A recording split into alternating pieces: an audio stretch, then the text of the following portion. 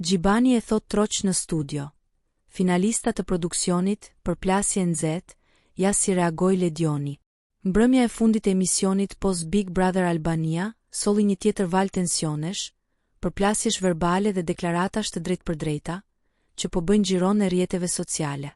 Një nga momentet më të diskutueshme të natës ishte ai mes ish-banorit Gjibani dhe moderatorit të spektaklit, Ledion Liço. Teksa ish-banorët po komentonin rrugtimin e tyre brenda shtëpisë më të famshme në vend, Gbani nuk nguroi të shprehë hapur pakënaqësinë e tij ndaj mënyrës se sipas tij, ishte drejtuar loja dhe u përzgjodhën finalistët. Në një moment të nxehtë debati, reperi e etiketoi aktorin lajrt Vasili si finalist i produksionit, duke hedhur haptazi akuza për favorizim dhe manipulim nga ana e produksionit të emisionit. Kjo deklaratë shkaktoi një reagim të menjëhershëm nga Ledion Liço, i cili tentoi të ruajë tonin e tij të zakonshëm të matur, por nuk e fshehu zhgënjimin nga komentet e Gbanit. Ledioni e quajti të padrejtë etiketimin që ju bë lajrtit dhe tha se ky lloj komunikimi nuk i shërben debatit të ndershëm. Të gjithë kishin të njëjtat kushte.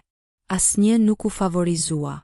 Përgëzoni rrugtimin tuaj, mos ulni të tjerët për të ngritur veten, tha Ledioni, duke tentuar të vendosë një balans në diskutim dhe të shmangë për shkallëzimin e mëtejshëm të situatës. Megjithatë, Gjibani nuk u tërhoq nga qëndrimi i tij dhe vijoi të këmbëngul se loja nuk ka qenë e drejtë për të gjithë banorët.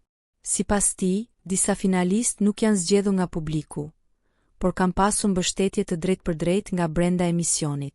Reagimi i publikut në rrjetet sociale ishte i ndarë.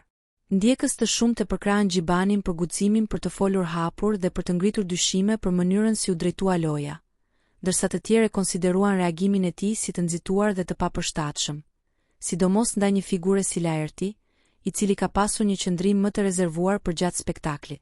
Kjo nuk është hera e parë që ndodhin përplasje mes banorëve apo me stafin e spektaklit. Pas një edicioni me shumë emocione, konflikte dhe ndërhyrje të forta të publikut, duket se tensionet vazhdojnë edhe pas mbylljes së zyrtare të garës. Rikthimi i ish-banorëve në studio, përballja me njëri tjetrin dhe me komentet e jashtme, po sjellin jo vetëm emocione të forta, por edhe situata ku të vërtetat dhe perceptimet përplasen ballë për ballë.